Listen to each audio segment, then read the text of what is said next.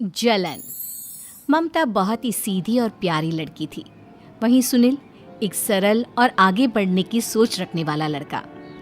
सुनील, बेटा सुनील कहाँ है? अरे जरा एक गिलास पानी तो दे दो। हाँ माँ, अभी आया। क्या माँ, पानी तेरे सर के पास ही तो रखा है। क्या हो गया है, तबीयत खराब है क्या? अरे नहीं नहीं, वो उठने का मन ही नहीं कर रहा था, तो देखा ही नहीं। वैसे क्या कर रहा है? यहाँ बैठना मेरे पास। माँ पढ़ रहा था। वो कहना नौकरी में तो वक्त नहीं मिलता, अब ऑफिस से घर आकर ही तो वक्त मिलता है। अच्छा ठीक है, पढ़ ले जा बेटा। सुनील पढ़ लिख कर और आगे बढ़ना चाहता था, लेकिन माँ की तबीयत खराब देखकर सोचता है कि शादी ही कर ले। कब तक माँ का ख्याल वो अकेले रख पाएगा? तो एक दिन, माँ ये ममता है, मैंने इससे शादी कर ली है। तुम्हारी तबीयत भी ठीक नहीं रहती, तो मैंने सोचा शादी कर लेता हूँ। घर संभालने वाली और तुम्हें संभालने वाली कोई आ जाएगी तो अच्छा रहेगा। माँ अचानक से सामने बहू देखकर हैरान रह जाती है। बेटा ये क्या बात होती है? न बैंड, न बाजा, न दहेज, न शगुन, ऐसा कैसे बहू आ गई? माँ तू तो जानती है, मैं नौकरी के साथ पढ़ाई कर रहा हूँ, तो कहाँ से इतना पैसा बचा पाता कि धूमधाम से शादी करता हूँ। वैसे भी माँ, लोग तो आकर खाकर निकल जाएंगे, इसलिए बस ऐसे ही। माँ जी, मैं आपका ख्याल रखूंगी। वैसे भी ये आगे की पढ़ाई कर रहे हैं, अच्छा कुछ कर गए तो सबके दिन फिर से अच्छे आ जाएंगे। सास को ममता की बात ठीक तो लगती है, लेकिन मन में कहीं ना कहीं लगता है कि कहीं बहू बेटे को लेकर फुर्र ना हो जाए और फिर तो वो रह जाएगी अकेली। बेटा देख, मेरा जो कुछ भी है वो सुनील ही है, और सुनील का भी अब इस दुनिया में मैं ही हूँ और कोई नहीं। क्या सुनील? बिल्कुल माँ, लेकिन आज से ममता भी मेरे जीवन का अहम हिस्सा है, जैसे तू है। सास को बड़ा बुरा लगता है कि उसकी सल्तनत में कोई और हिस्सेदार कैसे हो सकता है। कैसे कोई और उसके 30 साल के बेटे की जिंदगी में अचानक से आकर बराबर का हिस्सेदार बन सकता है। देख बहू, मैं भले थोड़ा बीमार रहती हूँ, लेकिन इसका मतलब यह नहीं कि घर की चीजों में मेरा कंट्रोल खत्म हो गया है। मैं आज भी इस घर की रानी हूँ, समझी? बेटा सोचता है कि ये माँ को अचानक से क्या हो गया। कल तक जो माँ कहती थी कि जिंदगी का कोई भरोसा नहीं, वो अचानक से जंग के मैदान की झांसी की रानी कैसे बन गई? माँ क्या हो गया? सब ठीक है ना? अचानक कैसी बात कर रही हो? ममता का आज पहला दिन है, स्वागत करो उसका। आसपास की आंटियों को बुलाओ, नई दुल्हन की मुंह दिखाए करवाओ। खैर, सास होने का फर्ज निभाती है और बाद में एक सहेली के साथ बाहर निकल जाती है। क्यों नहीं बताया नहीं कि बेटे का ब्याह कर रही हो? वैसे तो सारा दिन हम ही में खुशी रहती हो। अरे मुझे भी तो अभी पता चला। मुँह अचानक सर पर लेकर आ गया, कहता है बहू है माँ तुम्हारी। अब इसको भी इतना ही मैं प्यार करता हूँ जितना तुझे करता हूँ। लो जी, ये क्या बात हुई? क्यों इतना प्यार करता है? अरे माँ का प्यार तो ज्यादा होता है। अब उसको तो कोई दूसरा पति मिल सकता है, लेकिन तुम ही बताओ, क्या माँ की ममता किसी और की हो सकती है? ना जी ना, बेटे को समझाओ ये बात। अरे क्या समझाऊं, मुझे तो खुद ही समझ में नहीं आ रहा कि क्या हो रहा है। जो बेटा कल तक माँ माँ करता था, अचानक से बीवी का राग आलाप रहा है। देखा, उसकी बीवी ना सुंदर और जवान है। सुंदरता के आगे तो एक से एक नहीं टिकी। तो तेरा बेटा किस खेत की मूली है? सास को भी समझ में आ जाता है कि बहू की सुंदरता के आगे माँ का प्यार किसी काम का नहीं। उधर बीवी, ए जी, अम्मा जी सहेलियों को छोड़ने गई थी, अभी तक आई नहीं, हम देख आए क्या? अरे रहने दो ना, आ जाएंगी। कहाँ जाएंगी, उनकी आदत है, एक बार जाती है तो पूरी पंचायत खत्म करके ही आती है। अच्छा ही है, खाना वाना खा कर गई होगी। छोड़ो ना, घूमेगी तो खाना पचेगा, नहीं तो ऐसे ही खाट पकड़ लेगी। बहू भी शांत हो जाती है। उधर सास सोचती है कि आज थोड़ा देर से ही घर जाती हूँ, जब बेटा परेशान होकर ढूंढेगा तब मजा आएगा।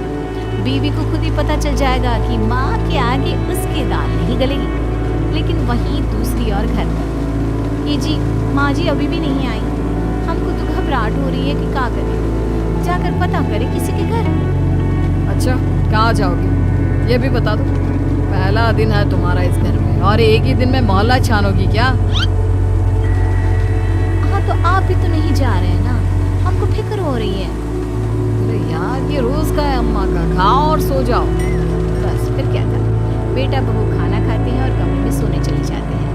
उधर जब सास को कोई देखने नहीं आता तो वो हार कर घर आ जाती है, जहाँ वो देखती है कि सारे घर की लाइट्स बंद है। सास को गुस्सा आता है, बहू, ममता बहू कहाँ हो? लेकिन सारे दिन की थकी बहू को ऐसी नींद आती है जैसे किसी ने भांग की गोली खिला दी हो। वो तो नहीं उठती। उठकर आ जाता है बेटा। क्या बात है अम्मा, काहे चिल्ला रही हो? अरे सो जाओ ना, सुबह की थकी है बहू, वो सो रही है।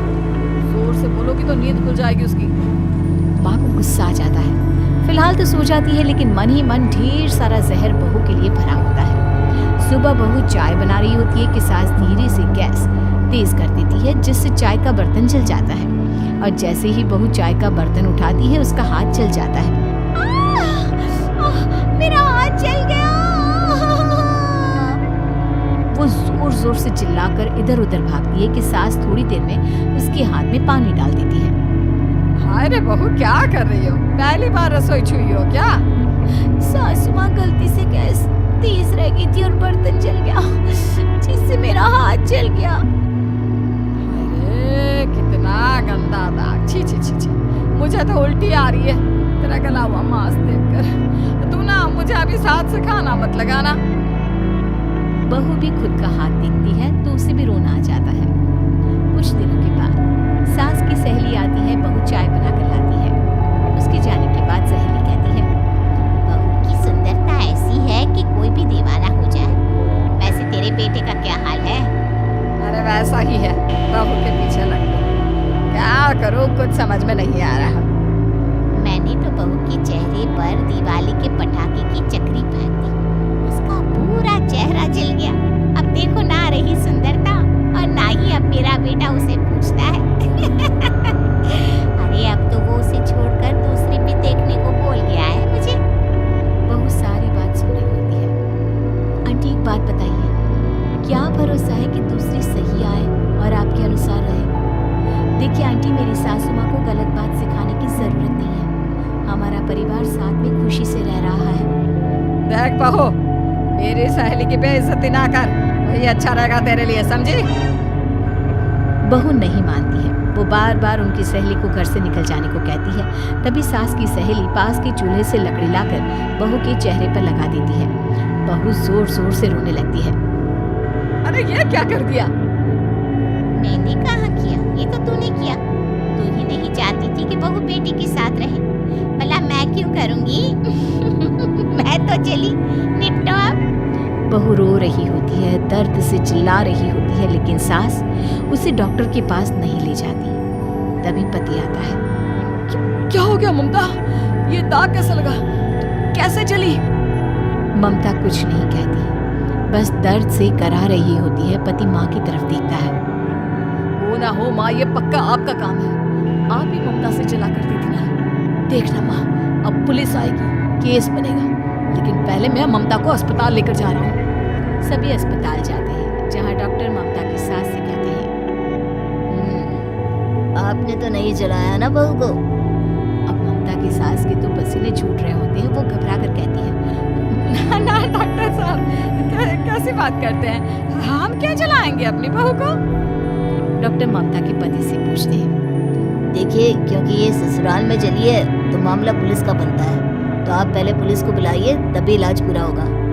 सास डर जाती है कि अब तो बच्ची जिंदगी जेल में ही रहना होगा। रहने दीजिए ना, पुलिस को क्यों बुलाना?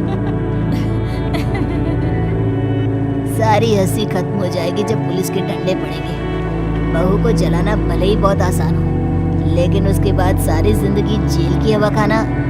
सास डर जाती है। पुलिस आती है। पास लेटी दर्द से करा रही ममता स्टेटमेंट देती है।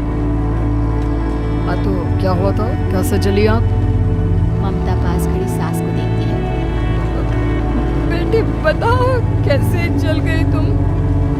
ओए, किरण वाली शाहरुख, चुप, बिल्कुल चुप।